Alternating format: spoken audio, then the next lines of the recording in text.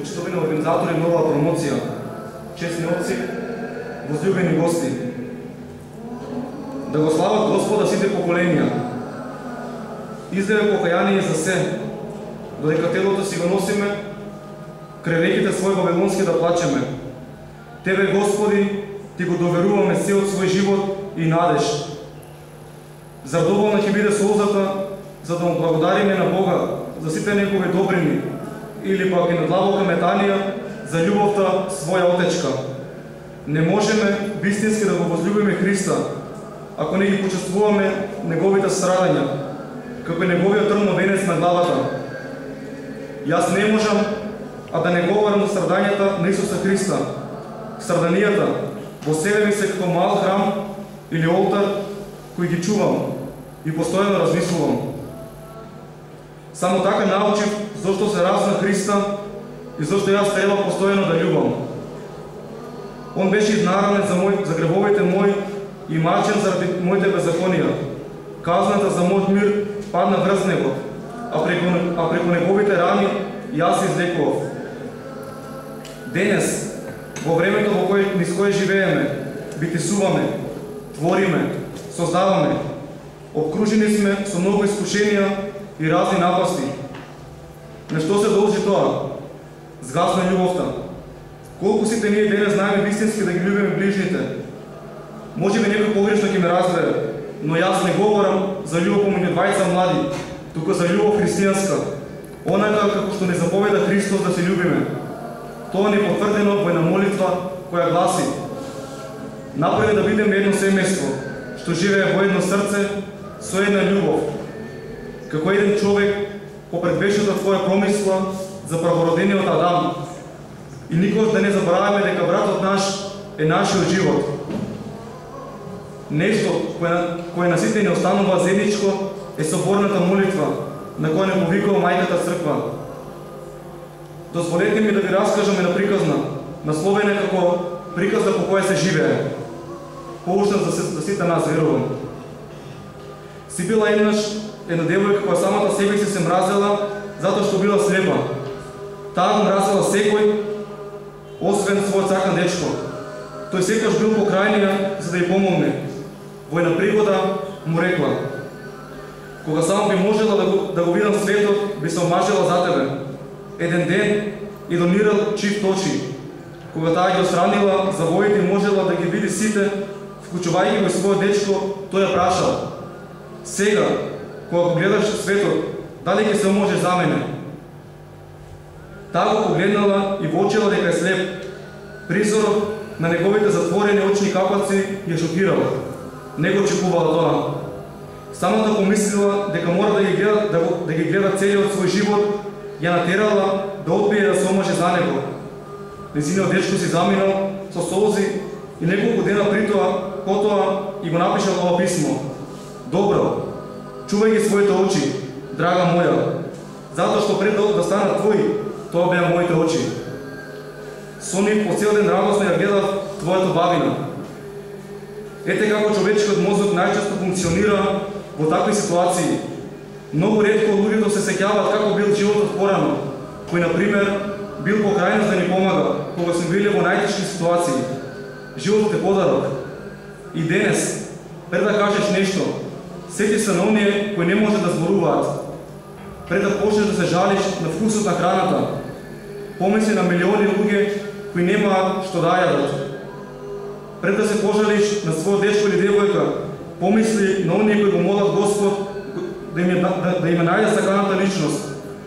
И денес, пред да се пожалиш на животот, помисли на оние кои прерадно умреле. Пред да почнеш да се расправаш со оние кои не извршили некоја од своите обврски, сети се на оние кои живеат на улица. Пред да почнеш да се жалиш на должината на патот, кој мрази да го поминеш во зејки, сети се на оние кои истата таа оддалеченост треба да поминат пеш. И пред да помислиш да впериш прст во некого и почнеш да го осудуваш, сети се дека никој од нас на светот не е безгрешен. Сети се и не заборавај. Има вистина во кажаното. Дали сите ние барем еднаш во животот кога сме станали на постела, сме благодарени на Бога со зборовите: Ти благодарам, Боже, што ме удостои овој ден да го дочекам и што можам да ги подигнам рацете и за сите твои добрини да ти благодарам. Во Светото писмо се вели: најнапред барајте го Царството небесно и се друго ќе ви се пријаде. Ако ние научиме да го бараме она кој најмногу ни е потребно и му благодариме на Бога за левот наш насушен, тогаш Он уште повеќе ќе ни предодаде. Јас го чувствувам животот онака како што го опишав во книгата и во моите книги досега. Чувствувам дека во иднина ќе го слушам својот натрешен глас и ќе пишувам онака како што чувствувам. Ако го сватиш својот живот во стихови, ќе бидеш поблизок до вистината, поблизок до животот. Пишувањето е дел од мојот живот, кој духовно ми исполнува. Тогаш посакувам воздухот рајски да го дишам и да се пуштам од земјата кон небото, во добир со трансцендентното. Насред црква за тебе да го глаголам, а ти фален вечно, каме наголем, моето веруе да го созидаш. Не прекинувай да изливаш благодат за прекутеве кои се музе на ново раѓање, да создадеме дела добри, во денови богугодни. Главно, во делот песните го величи покајанието, како што се вели во песната, односно во стихот. Излевај покаяние за се, додека телото си го носиме крај реките свој вавилонски, да плачеме. Ке почнам од себе. Додека го носам своето тело, јас грешам. Грешам со телото, со духот, со мислата, со погледот. Но кога ќе седнам крај својата река и да почнам да плачам, за да разберам колку грешам. Во една молитва се вели: нема човек кој поживеал, а не сгрешил. Само ти си надвор од секој грев и твојата правда е вистина. Времето е кратко за да мразам, а долго за да љубам. Пишувам за љубовта, но може би јас се уште не знам да љубам. Може би грешам, зашто јас не знам да љубам. Затоа се молам на Бога најпрво да ме научи да љубам, па потоа да се молам, затоа што како може Бога не го гледаме, а го љубиме, а пак ближниот, нашиот пријател, секој ден е покрај нас, а го мразиме. Не можеме да го сакаме Бога, а да го мразиме ближниот. Во Светото писмо се вели да простуваме 7 пати по 70, а тоа е бесконечно, бескрајно. За младите, не го заборавајте Бога. Запомни дека Христос за тебе, за мене и за сите пострада на Голгота, за нас да не спаси од гревовите и да не подари живот вечен. Голема е тајната на побожноста.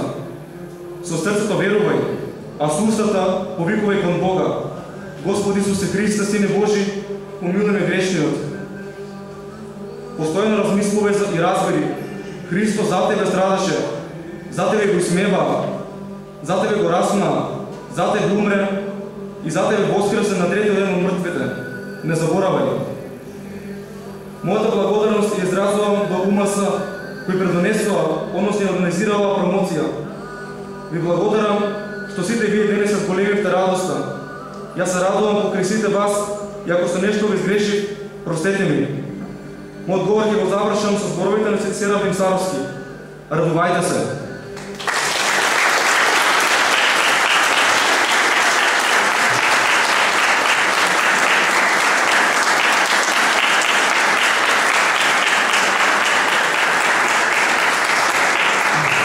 Сега присутни на хората ги покануваме скромниот коктел.